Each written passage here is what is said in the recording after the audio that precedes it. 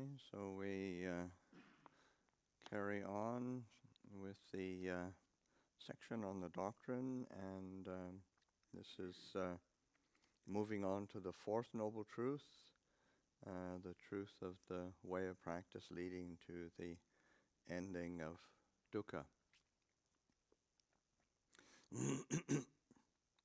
And as he says, the fourth noble truth is the Noble Eightfold Path. Each of its 8 components needs a separate definition, so that this, it's going to be fairly extensive, how he's fleshing stuff out.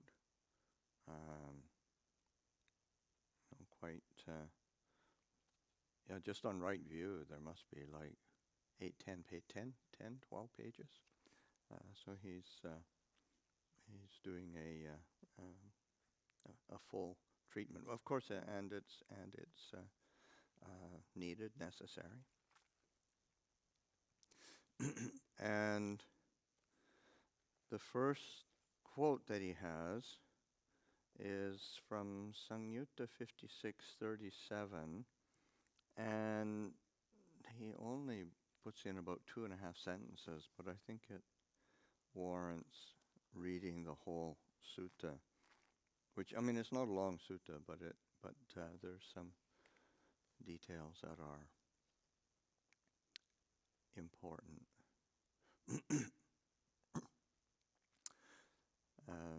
So it's called, the Samyutta 56 is the last section of the whole Samyutta Nikaya, and it is on the true Satya Samyutta.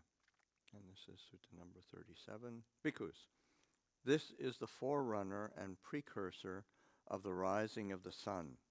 That is the dawn. So too, bhikkhus, for a bhikkhu, this is the forerunner and precursor of the breakthrough to the Four Noble Truths as they really are. That is right view. It is to be expected that a bhikkhu with right view will understand as it really is.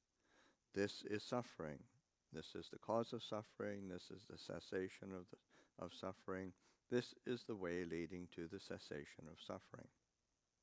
Therefore, bhikkhus, an exertion should be made to understand this is suffering. An exertion should be made to understand this is the cause of suffering. An exertion should be made to understand this is the cessation of suffering. An exertion should be made to understand this is the way leading to the cessation of suffering. So that is the sutta, but it's saying, it is that arising of right view is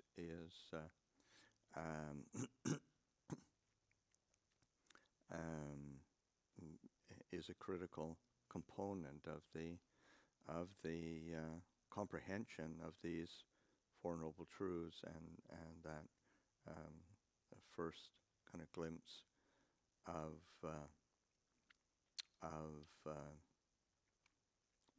nibbana, of the possibility of awakening. And that's the one of the words used for stream entry, or a stream enterer, is a ditti sampanno, so one with complete or full understanding, full ditti sampanno.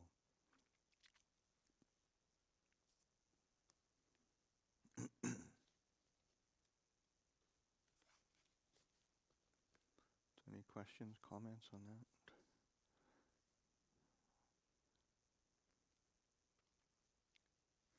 Okay, so goes on. This is the narrator 2, the commentary. Right view has many facets. Let us take one by one. Let us take them one by one, beginning with ripening of action, which in certain forms and with some reservations is also shared by other teachings. So this is and this is from quote is from Majjhima 117, which is the Mahajatarisaka Sutta, the Great 40. And that's an exposition of the Eightfold Path in many nuances. And when it says it's shared by other teachings, this is the aspect of right view concerning the efficacy of action, kamma, and the fruits of kamma. Right view comes first.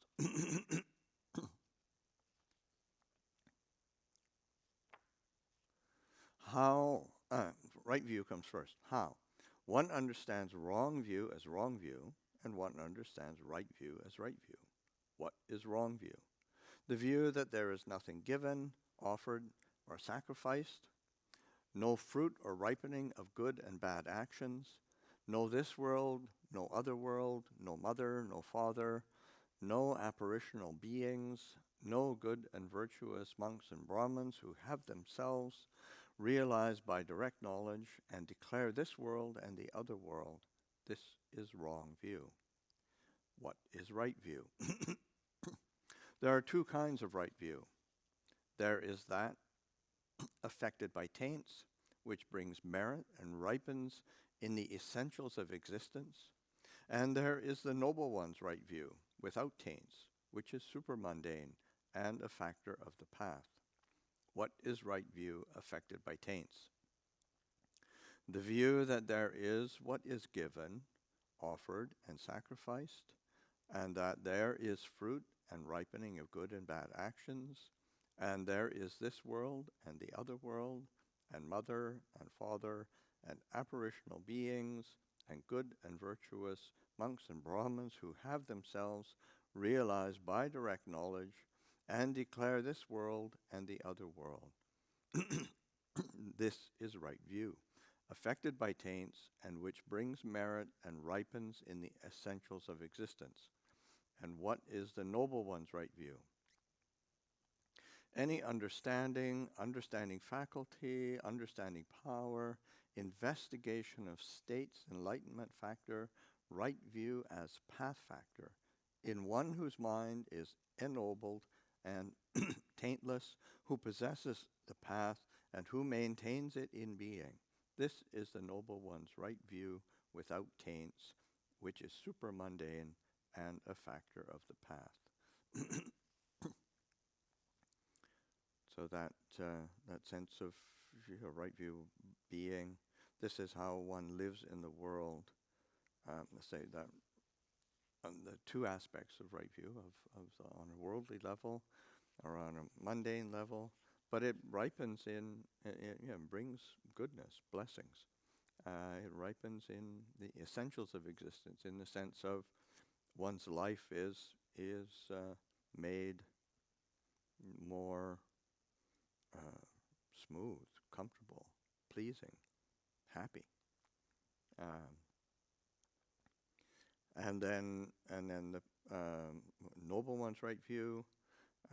So any understanding, in the sense of, say, the right view being right understanding, understanding faculty, they say the indriya, panyendriya, the understanding power, panya bala, investigation of states, enlightenment factors, so that's the Dhammavicaya Bojjhanga, and then right view as a path factor, so that it's sammaditthi as a working together with the other aspects of the path, and one who possesses the path, maintains it in being.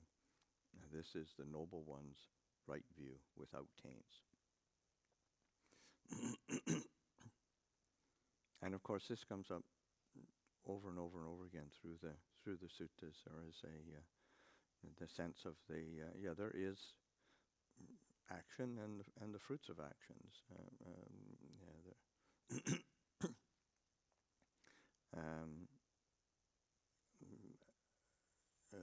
There is what is given, offered, and sacrificed. One's actions. There's fruit and ripening of good and bad actions. There's this world, the other world. I mean, this is it's not, the Buddha is not This is not just a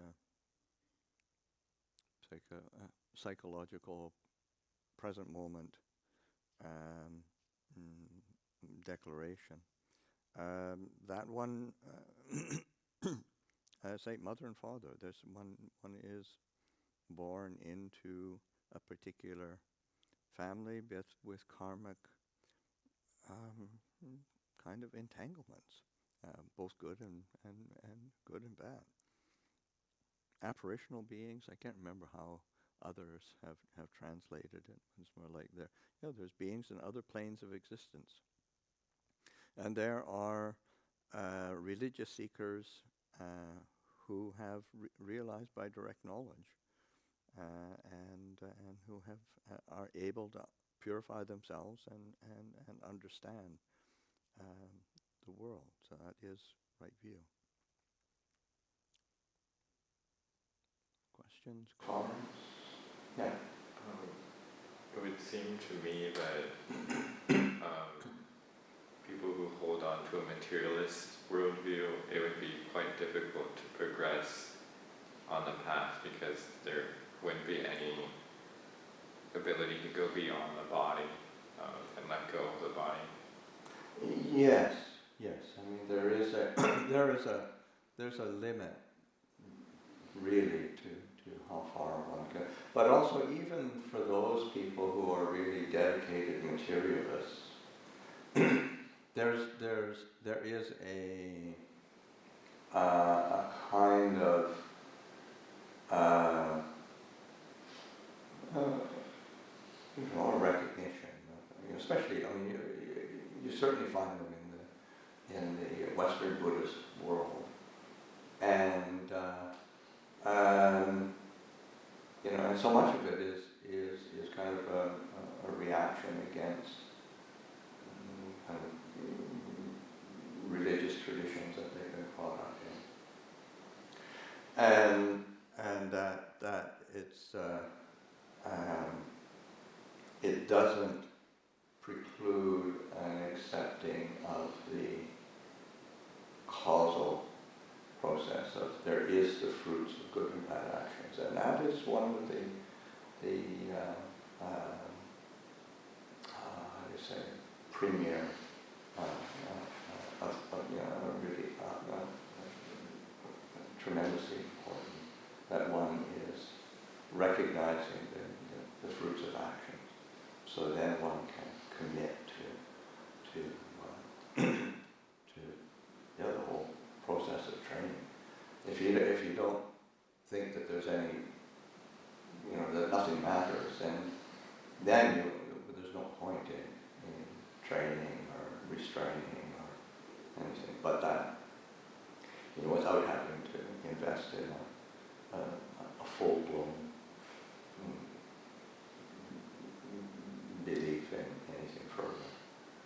But certainly that so it's in degrees, and so that even you're kind of dedicated materialists, there's still some, yes, there is action and fruits of actions.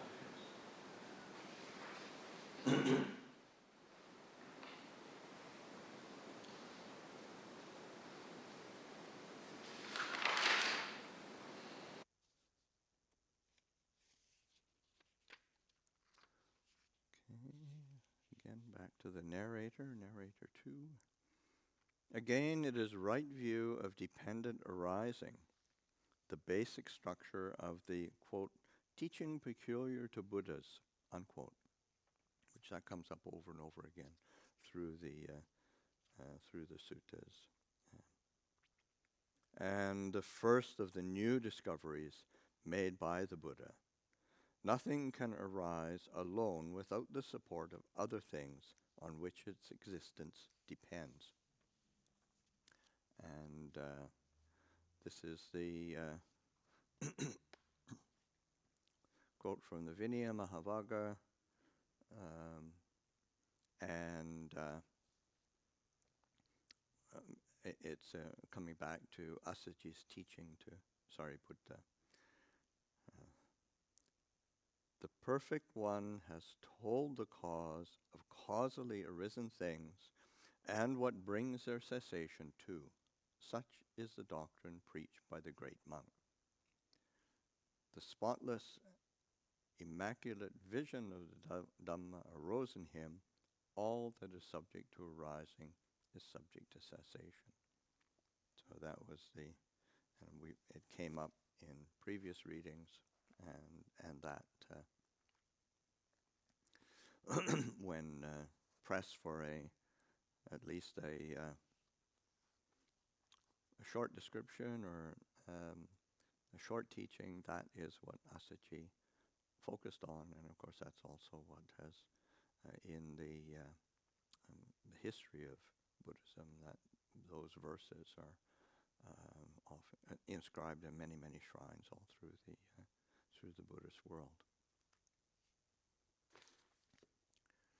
And then I thought I would go to do a reading outside of what, and I didn't see it in anywhere else, but I thought it's in the Udana, and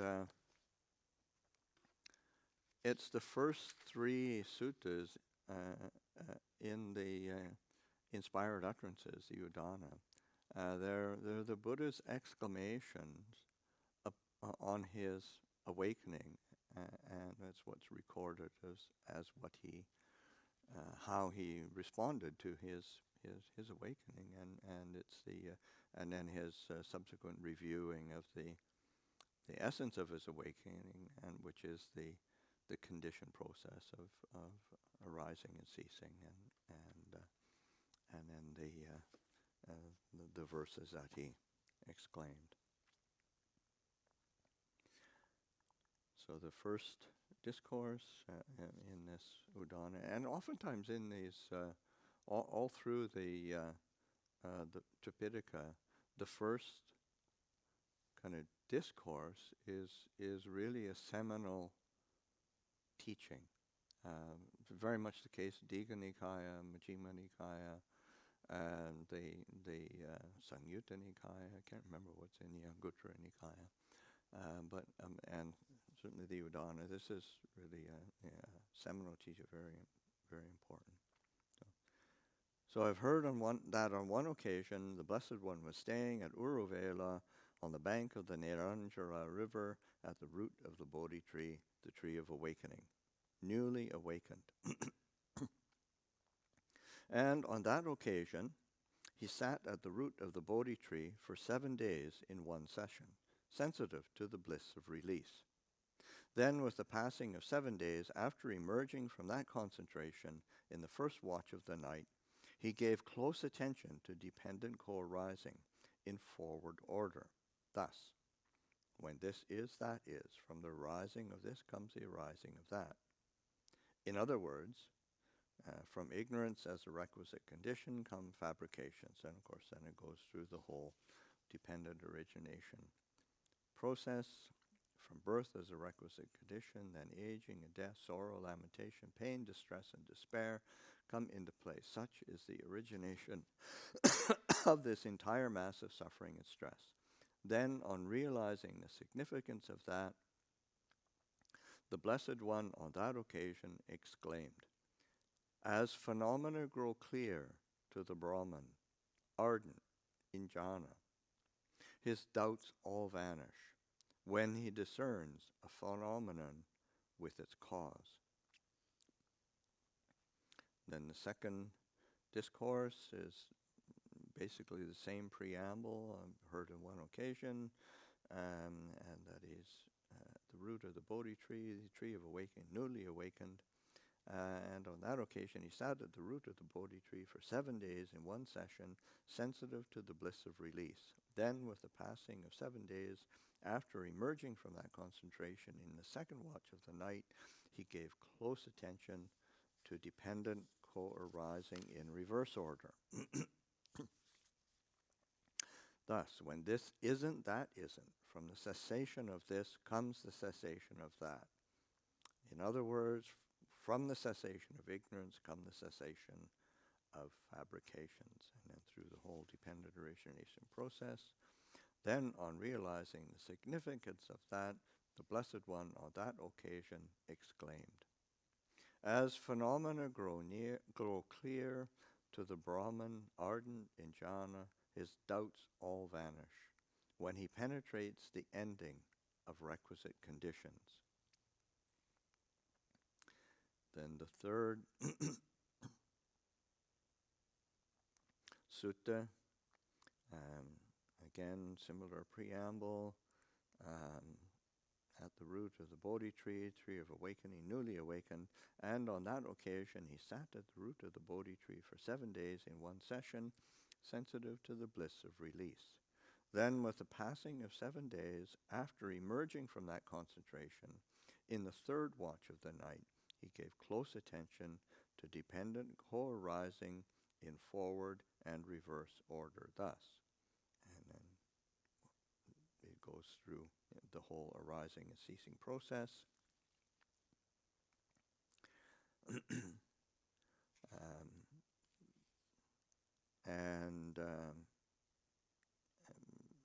It goes through the arising process, ceasing process. Then, on realizing the significance of that, the Blessed One on that occasion exclaimed, "As phenomena grow clear to the Brahman, ardent in jhana, he stands, routing Mara's army, as the sun illumining the sky." So that the Buddha reflecting on his awakening, and that sense of the things being clear, and those images of light, and that the phenomena growing clear, and say ending of doubt, and the routing of Mara's army, and standing as the sun illumining the sky. There's this beautiful images.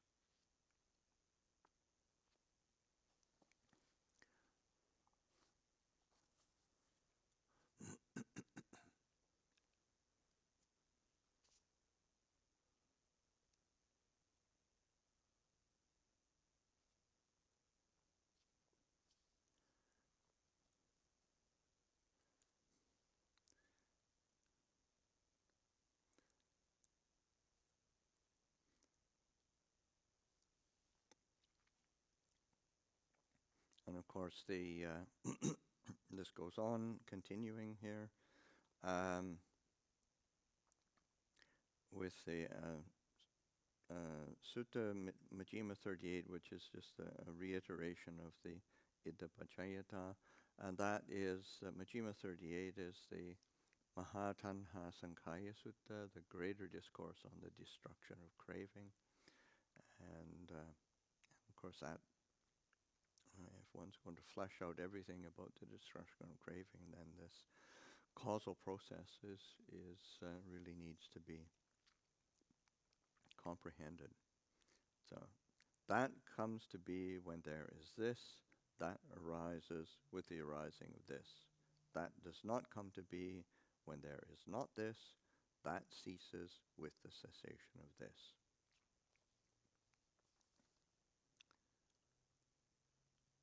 Then the next quote is, these are all short quotes.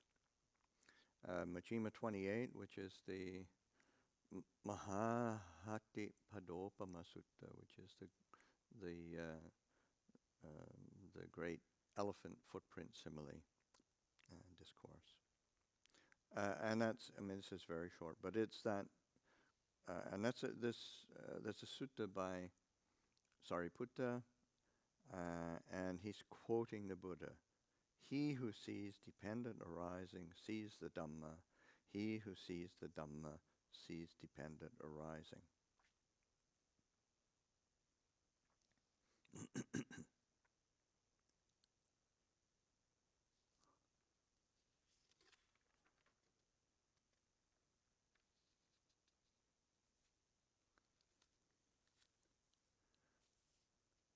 So then the next quote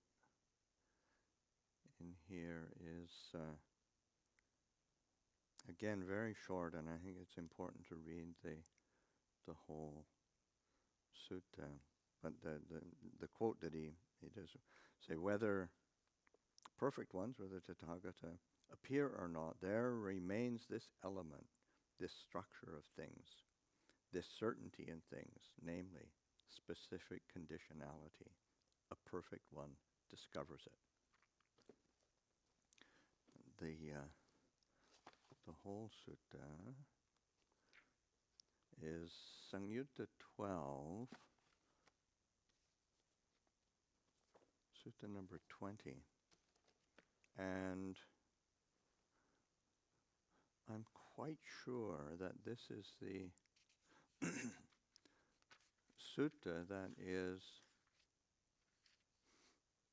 translated into Thai and then chanted at Wapapong in the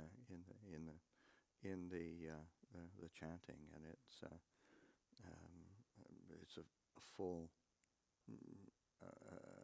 treatment of dependent origination.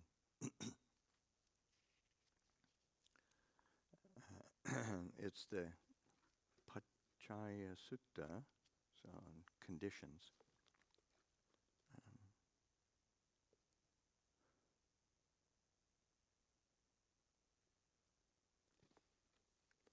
At Savatthi, Bhikkhus, I will teach you dependent origination and dependently arisen phenomena. Listen and attend closely. I will speak. Yes, Venerable Sir, those bhikkhus replied. The Blessed One said this. And what, bhikkhus, is dependent origination? With birth as condition, aging and death comes to be.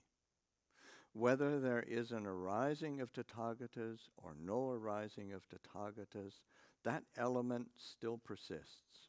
The stableness of the Dhamma, the fixed course of the Dhamma, specific conditionality. A Tathagata awakens to this and breaks through to it. Having done so, he explains it, teaches it, proclaims it, establishes it, discloses it, analyzes it, elucidates it, and he says, see, with birth as condition, bhikkhus, aging and death.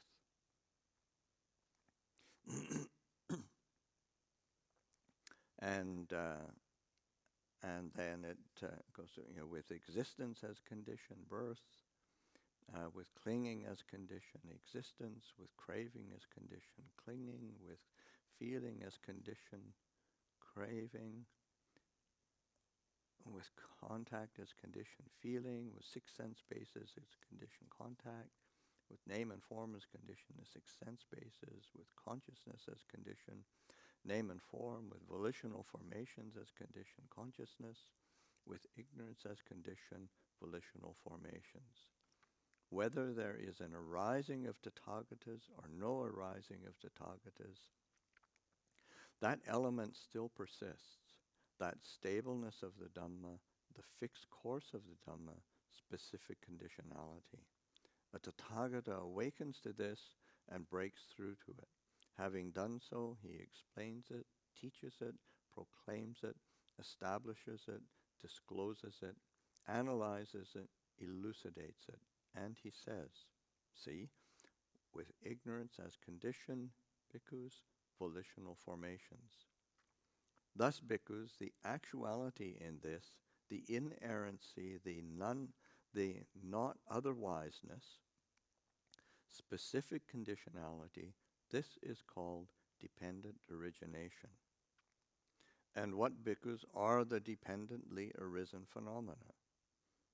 Aging and death, bhikkhus, is impermanent, condition, dependently arisen, subject to destruction, vanishing, fading away, and cessation.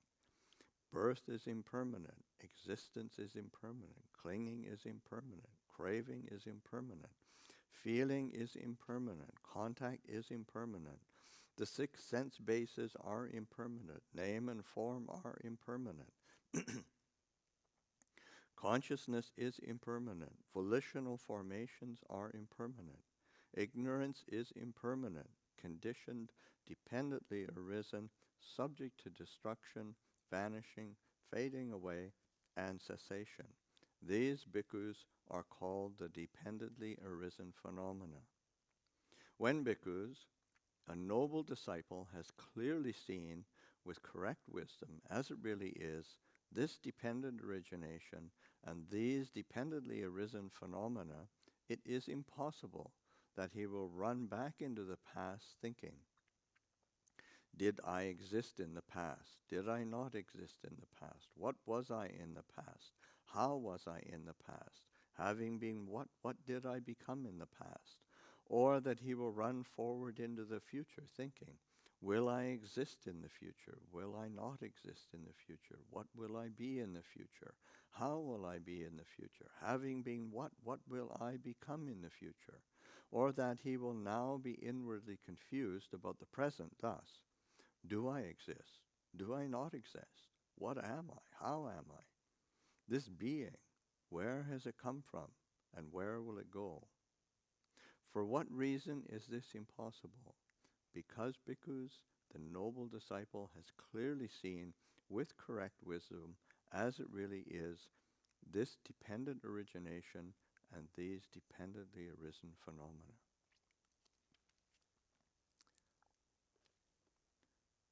So I find that an extremely beautiful sutta, and the what he stableness of the Dhamma is the Dhamma Tittata, fixed course of the Dhamma, Dhamma Niyamata, specific conditionality, Idda Bhajayata, and these are quite how do you say, important kind of words, and in the sense of that, because it ties into that sense of whether a Tathagata arises or doesn't arise, whether there's a Buddha or not, there is this element of truth, of Dhamma, the way it is, that is there all the time. And Ajahn Jeff translates it as this regularity of the Dhamma, this orderliness of the Dhamma, that conditionality. And then there is, thus bhikkhus, the actuality in this, the inerrancy, the not otherwiseness, specific conditionality, this is called dependent origination. And that is the actuality in this is the tattata, more suchness. It's this way. The inerrancy, avitatata, and the not otherwiseness is called ananyatata. And how Ajahn Chah translates it as what's there in this way is a reality, not an unreality, not other than what it seems, conditioned by this, that. This is called dependent co-arising.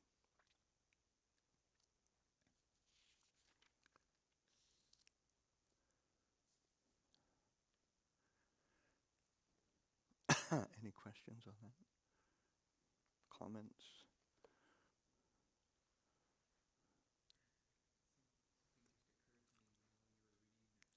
Yeah.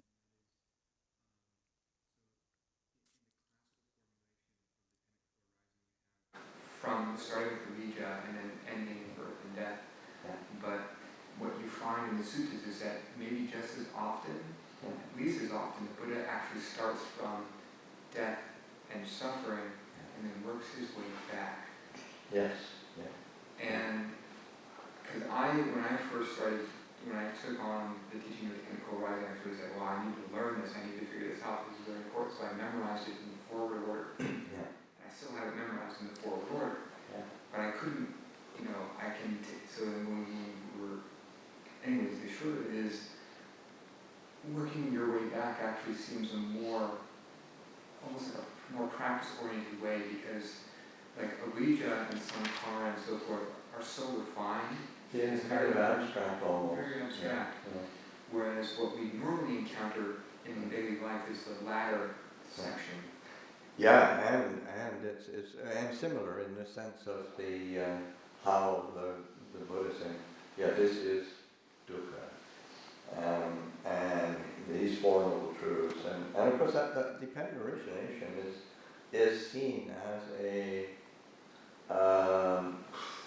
flashing out fully of those Four Noble Truths in a way that is helps to clarify and elucidate it, so that working back from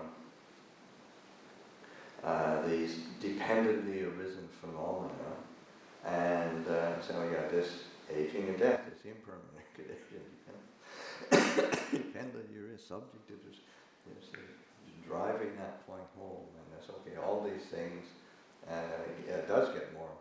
Okay, there's birth and then existence, clinging, craving, feeling, contact, and then it starts to refine a bit more. So you get a bit more handle on it by working that way. I was thinking like in a practical sense, it's like when when I'm suffering, or maybe I'll even without noticing the suffering a lot, maybe I'll realize, wow, there's a lot of identity wrapped up in here. Yeah. What's the next step? Oh, I'm having upadana with something. Okay. So instead of like working for first principles. Yes. Trying to figure out, okay, now how is this ignorance delusion? What is this delusion? So and that's again where that sense of identifying the dukkha aspect of it, and where it's like Lopacha sort of saying, when you get a stone in your shoe, then you're really attentive to, or a thorn in your foot, you really pay attention to how do I get that thorn out, and how do I get that rock out of my shoe, and you have to sit down and look at it. So that's in all these aspects of our existence, where is that dukkha arising from? These are not, say, you said a book this size, it's not a philosophical treatise. This is a handbook for freedom from suffering.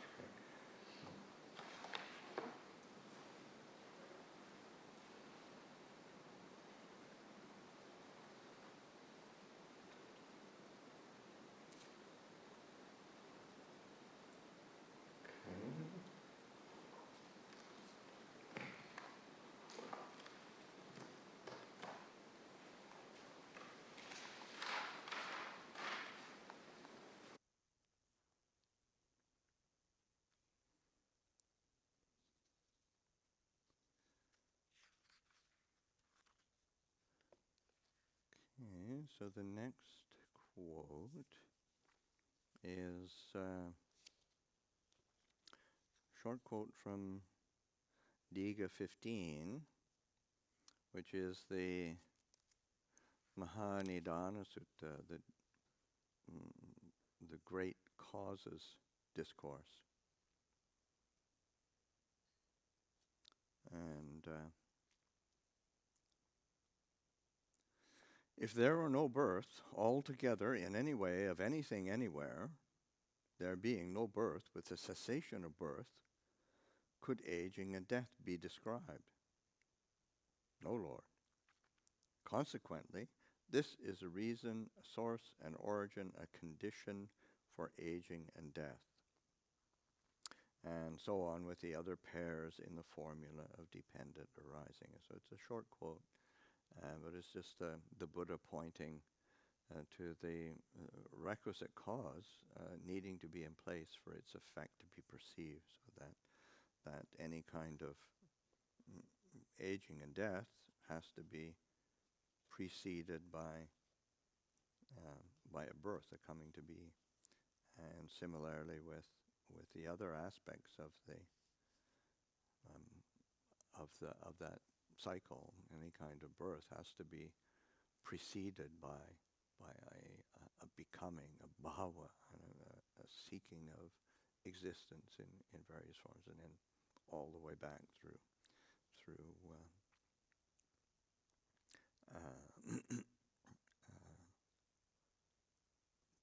ignorance. And the Mahanidana Sutta is an interesting one in that there's a digression in the Mahanidana Sutta for following a causal process also of more like in human relationships of how things go pear-shaped as well. So it's a very complete, it really is the great discourse on causal processes. And Bhikkhu Bodhi has a booklet. I mean, it's a decent-sized booklet, taking the Mahanidana Sutta and analyzing it. It's quite important. It's one of his earlier writings he did a long time ago. Questions, comments?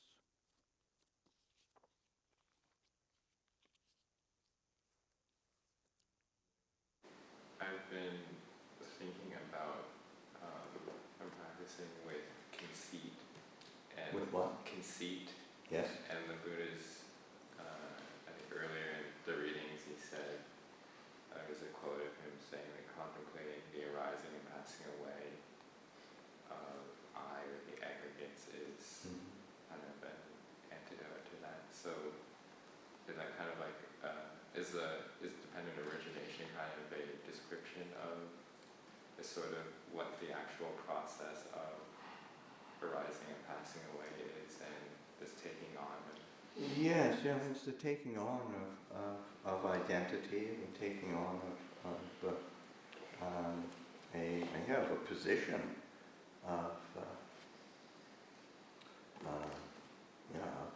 of identity, and but it's also helpful, just as I read in the each element of the any process of identification, each aspect of it is impermanent, it's changing, it's subject to dissolution, it isn't tangible in any way. So then that lends itself to relinquishing. Then there's kind of almost a fear of like, oh, what do I turn to? You know, Yes. it's kind of like, oh, I guess karma is maybe one thing. I mean, if you have any. Well, I think that's the kind of what, it's one of the aspects of practice is the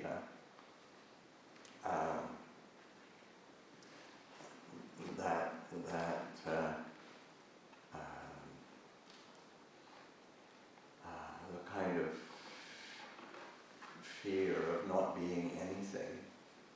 And it's quite ordinary because that's all we've ever measured ourselves by, is by being something or resisting against being, trying to annihilate, trying not to be. But all of our positions of me and I and self have all been around that kind of movement, and then it's